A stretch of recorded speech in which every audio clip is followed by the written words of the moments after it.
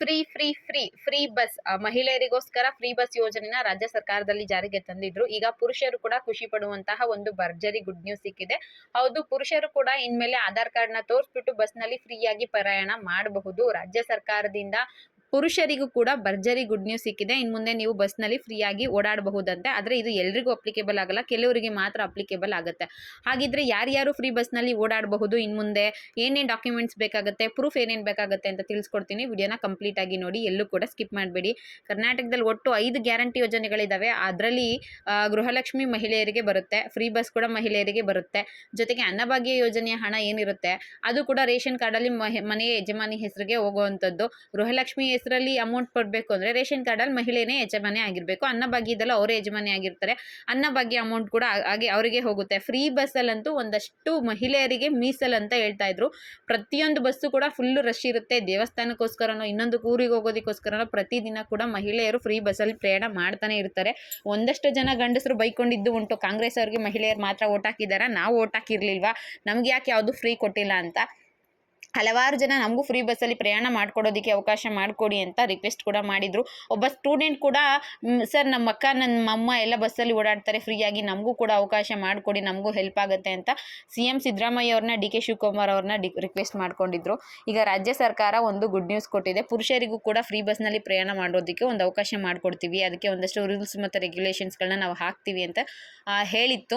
ಅದಾದಮೇಲೆ ಅದು ಮತ್ತೆ ಗಂಡಸರಿಗೂ ಫ್ರೀ ಕೊಟ್ಬಿಟ್ರೆ ನಾವು ನಮ್ಮ ರಾಜ್ಯ ಸರ್ಕಾರ ದಿವಾಳಿ ಆಗಿಬಿಡುತ್ತೆ, ಆಗೋದಿಲ್ಲ ಅಂತ ಹೇಳಿ ಸುಮ್ಮನಾಗಿದ್ರು. ಈಗ ಮತ್ತೊಮ್ಮೆ ಅಪ್ಡೇಟ್ ಮಾಡ್ತಿದ್ದಾರೆ. ಪುರುಷರಿಗೂ ಕೂಡ, ಅದರಲ್ಲೂ ಕೆಲವು ಪುರುಷರಿಗೆ ಫ್ರೀ ಬಸ್ನಲ್ಲಿ ಪ್ರಯಾಣ ಮಾಡ್ಕೊಡೋದಕ್ಕೆ ಒಂದು ಅವಕಾಶ ಮಾಡಿಕೊಡಿ ಅಂತ ಒಂದು ರಿಕ್ವೆಸ್ಟ್ ಹೋಗಿದೆ. ಹೌದು, ಈಗ ಮಹಿಳೆಯರೆಲ್ಲರೂ ಕೂಡ ಈಗ ನಮ್ಮ ಆಧಾರ್ ಕಾರ್ಡ್ಗಳನ್ನ ತೋರಿಸ್ಬಿಟ್ಟು ಕರ್ನಾಟಕದಾದ್ಯಂತ ಎಲ್ಲಿ ಬೇಕಾದರೂ ಓಡಾಡಬಹುದು. ದೇವಸ್ಥಾನಕ್ಕಾದ್ರೂ ಹೋಗ್ಬೋದು, ಟ್ರಿಪ್ ಹೋಗ್ಬೋದು, ಪಕ್ಕದ ಊರಿಗೆ ಹೋಗ್ಬೋದು, ನೆಂಟರು ಮನೆಗೆ ಬೇಕಿದ್ರೂ ಹೋಗಬಹುದು.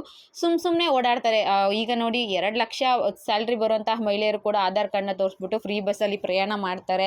ಅಂಥದ್ರಲ್ಲಿ ಗಂಡಸರಿಗೆ ಯಾಕೆ ಕೊಡಬಾರ್ದು ನೀವು ಅಂತ ಕೂಡ ಒಂದಷ್ಟು ಜನ ರಿಕ್ವೆಸ್ಟ್ ಮಾಡ್ಕೊಂಡಿದ್ರು.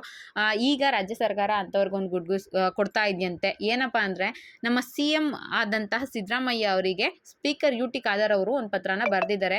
ನೀವೇನೋ ಒಂದು ಫ್ರೀ ಬಸ್ ಮಾಡ್ತಿದ್ದೀರಲ್ವಾ, ಅದನ್ನ ಪುರುಷರಿಗೂ ಕೂಡ ಕೊಡಿ, ಸ್ವಲ್ಪ ಅವ್ರಿಗೂ ಹೆಲ್ಪ್ ಆಗುತ್ತೆ. ಅದರಲ್ಲಿ ಕೆಲವು ಪುರುಷರಿಗೆ, ಯಾರಿಗೆ ಅಂದರೆ ಡಯಾಲಿಸಿಸ್ ಇರುವಂತಹ ಪುರುಷರಿಗೆ ದಯವಿಟ್ಟು ಫ್ರೀ ಬಸ್ಸಲ್ಲಿ ಓಡಾಡೋದಕ್ಕೆ ಅವಕಾಶನ ಮಾಡಿಕೊಡಿ ಅಂತ ರಿಕ್ವೆಸ್ಟ್ ಮಾಡಿದ್ದಾರೆ. ಯಾಕಂದರೆ ಡಯಾಲಿಸಿಸ್ ಇರುತ್ತೆ, ವಾರಕ್ಕೆ 2-3 ದಿನ ಅವ್ರು ಹಾಸ್ಪಿಟಲ್ಗೆ ಹೋಗ್ತಾ ಇರ್ತಾರೆ. ಡಯಾಲಿಸಿಸ್ಗೆ ಸ್ವಲ್ಪ ಖರ್ಚಾಗುತ್ತೆ.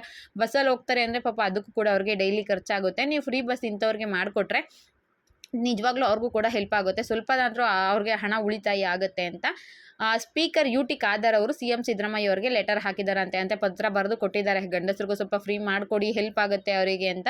ರಾಜ್ಯ ಸರ್ಕಾರ ಇದ್ರ ಬಗ್ಗೆ ನಾವು ಚಿಂತನೆಯನ್ನು ಮಾಡ್ತೀವಿ, ಒಂದು ಬಾರಿ ಡಿಸ್ಕಷನ್ ಮಾಡಿ ನಾವು ಅದ್ರ ಬಗ್ಗೆ ಅಪ್ರೂವ್ ಕೊಡ್ತೀವಿ ಅಂತ ಹೇಳಿದ್ದಾರೆ. ಒಟ್ಟಿನಲ್ಲಿ ಇಂಥ ಡಯಾಲಿಸಿಸ್ ಇರುವಂತಹ ಪುರುಷರಿಗೆ ಫ್ರೀ ಬಸ್ನಲ್ಲಿ ಪ್ರಯಾಣ ಮಾಡೋದಕ್ಕೆ ಮುಂದಿನ ದಿನಗಳಲ್ಲಿ ಅವಕಾಶನ ಕಲ್ಪಿಸ್ತಾರೆ ಅಂತ ಹೇಳ್ತಾ ಇದ್ದಾರೆ. ನಿಮ್ಗೆ ಏನನ್ಸುತ್ತೆ? ಸುಮಾರು ಜನ ಸ್ಕೂಲ್ ಸ್ಟೂಡೆಂಟ್ಸ್ಗಳು ಇರ್ತಾರಲ್ಲ, ಅಂಥವ್ರಿಗೆ ಫ್ರೀ ಬಸ್ ಮಾಡಿಕೊಡಿ ಗಂಡು ಮಕ್ಕಳಿಗೆ ಅಂತ. ಕೆಲವರು 70-80 ವರ್ಷ ಮೇಲ್ಪಟ್ಟಂಥವರಿಗೆ ದಯವಿಟ್ಟು ಫ್ರೀ ಬಸ್ಸಲ್ಲಿ ಪ್ರಯಾಣ ಮಾಡೋದಕ್ಕೆ ಅವಕಾಶ ಮಾಡಿಕೊಡಿ ಅಂತ ರಿಕ್ವೆಸ್ಟ್ ಮಾಡ್ತಾ ಇದ್ರು. ನಿಮಗೆ ಯಾವ ಏಜ್ನವರಿಗೆ ಫ್ರೀ ಬಸ್ ಮಾಡಿಕೊಟ್ರೆ ಹೆಲ್ಪ್ ಆಗುತ್ತೆ? ನಿಮಗೆ ಫ್ರೀ ಬಸ್ ಬೇಕಾ ಬೇಡವಾ ಅನ್ನೋದನ್ನ ಕಮೆಂಟ್ ಮುಖಾಂತರ ತಿಳಿಸಿ. ಯಾಕೆ ಇದನ್ನು ಹೇಳ್ತಿದ್ದೀನಿ ಅಂದರೆ, ಈಗ ಫ್ರೀ ಬಸ್ ಬಿಟ್ಟಿರೋದ್ರಿಂದ ರಾಜ್ಯ ಸರ್ಕಾರ ದಿವಾಳಿ ಆಗ್ತಾ ಇದೆ. ಸರ್ಕಾರದ ಹತ್ರ ದುಡ್ಡಿಲ್ಲ. ಮಹಿಳೆಯರಿಗೆ ಫ್ರೀ ಬಸ್ಸು, ಗೃಹಲಕ್ಷ್ಮಿ ಅಂತ ಹಾಕ್ತಿದ್ದೀರಾ, ಪ್ರತಿ ತಿಂಗಳು ಎಷ್ಟೋ ಸಾವಿರ ಹಣ ಕೋಟಿ ಖರ್ಚಾಗ್ತಾ ಇದೆ. ಸರ್ಕಾರದ ಹತ್ರ ದುಡ್ಡಿಲ್ಲ, ಅಭಿವೃದ್ಧಿ ಕಾರ್ಯಗಳಾಗ್ತಾ ಇಲ್ಲ ಅಂತ ಒಂದಷ್ಟು ಕಂಪ್ಲೇಂಟ್ ಇದ್ರೂ ಕೂಡ ಈ ನಡುವೆ ಪುರುಷರಿಗೂ ಕೂಡ ಫ್ರೀ ಬಸ್ಸಲ್ಲಿ ಓಡಾಡೋದಕ್ಕೆ ಅವಕಾಶ ಮಾಡಿಕೊಡಿ ಅಂತ ಒಂದಷ್ಟು ಜನ ರಿಕ್ವೆಸ್ಟ್ ಆಗ್ತಿರೋದ್ರಿಂದ ಫ್ರೀ ಬಸ್ ಮಾಡಿದ್ರೆ ಬೆಟರಾ ಮಾಡಬಾರ್ದಾ ಅನ್ನೋದು ನಿಮ್ಮ ಒಪಿನಿಯನ್ ಏನು ಅನ್ಸುತ್ತೆ ಅದನ್ನು ಕಮೆಂಟ್ ಮುಖಾಂತರ ತಿಳಿಸಿ. ಒಂದಷ್ಟು ಜನ ಕಾಲೇಜ್ ಸ್ಟೂಡೆಂಟ್ಸ್ಗಳಂತೂ ಬೈಕೊಂತಾರೆ, ನಮಗೆ ಪ್ರತಿದಿನ ಫುಲ್ ರಶ್ ಇರುತ್ತೆ, ಕಷ್ಟ ಆಗುತ್ತೆ ಅಂತ. ಇವಾಗ ನಿಮ್ಗೆ ಏನು ಅನ್ಸುತ್ತೆ? ಮಹಿಳೆಯರಿಗೆ ಕ್ಯಾನ್ಸಲ್ ಮಾಡಲಿ ಅನ್ಸುತ್ತಾ, ಅಥವಾ ವಯಸ್ಸಿನ ಆಧಾರದ ಮೇಲೆ ಮಾತ್ರ ಅವ್ರಿಗೆ ಫ್ರೀ ಬಸ್ ಇರಲಿ, ಎಲ್ರಿಗೂ ಕೂಡ ಫ್ರೀ ಬಸ್ ಬೇಡ ಅಂತ ಅನ್ಸುತ್ತಾ? ಅದನ್ನ ನೀವು ಬೇಕಿದ್ರೆ, ನಿಮಗೆ ಇಷ್ಟ ಇದ್ರೆ ಕಮೆಂಟ್ ಮುಖಾಂತರ ತಿಳಿಸಿ. ಒಂದಷ್ಟು ಜನ ಫ್ರೀ ಬಸ್ ಬೇಡ, ಗೃಹಲಕ್ಷ್ಮಿ ಬೇಡ, ಎಲ್ಲ ಕ್ಯಾನ್ಸಲ್ ಮಾಡಿ ರಾಜ್ಯ ಸರ್ಕಾರ ದಿವಾಳಿ ಆಗೋದನ್ನ ತಪ್ಪಿಸಿ, ಈಗಲೂ ಕೂಡ ನಿಮ್ಗೆ ಅವಕಾಶ ಇದೆ ಅಂತ ಹೇಳ್ತಾ ಇದ್ದಾರೆ. ಸಿದ್ದರಾಮಯ್ಯ ಅವರು ಕೂಡ ಒಂದ್ಸಲ ಪುರುಷರಿಗೂ ಕೂಡ ನಾವು ಫ್ರೀ ಬಸ್ ಮಾಡಿದ್ರೆ ನಾವು KSRTC ಆಗಿರ್ಬೋದು, BMTC ಆಗಿರ್ಬೋದು, ಎಲ್ಲ ಖಜಾನೆ ಖಾಲಿ ಆಗ್ಬಿಡುತ್ತೆ ಅಂತ ಕೂಡ ಹೇಳಿದ್ರು. ಸೊ ನಿಮ್ಗೇನು ಅನ್ಸುತ್ತೆ? ಫ್ರೀ ಬಸ್ ಇಲ್ಲ ಬೇಡವಾ, ಗಂಡಸರಿಗೆ ಕೊಡ್ಲಾ ಬೇಡವಾ ಅನ್ನೋದು ಇಷ್ಟ ಇದ್ರೆ ಕಮೆಂಟ್ ಮುಖಾಂತರ ತಿಳಿಸಿ ಅಂತ ಸದ್ಯಕ್ಕೆ ಸಿಕ್ಕಿರುವಂಥ ಇನ್ಫಾರ್ಮೇಷನ್ ತಿಳಿಸ್ಕೊಟ್ಟಿದ್ದೀನಿ. ನೋಡಿ, ಪರ್ಟಿಕ್ಯುಲರ್ ಆಗಿ ಮತ್ತೆ ಹೇಳ್ತಾ ಇದ್ದೀನಿ, ಇನ್ನೂ ಕನ್ಫರ್ಮ್ ಆಗಿಲ್ಲ. ಡಯಾಲಿಸಿಸ್ ಇರುವಂತಹ ಪುರುಷರಿಗೆ ಫ್ರೀ ಬಸ್ಸಲ್ಲಿ ಪ್ರಯಾಣ ಮಾಡೋದಕ್ಕೆ ಅವಕಾಶ ಮಾಡಿಕೊಡಿ ಅಂತ ಸ್ಪೀಕರ್ ಅವರು ಪತ್ರ ಬರೆದಿದ್ದಾರೆ. ರಾಜ್ಯ ಸರ್ಕಾರ ಇನ್ನೂ ಡಿಸೈಡ್ ಮಾಡಿಲ್ಲ.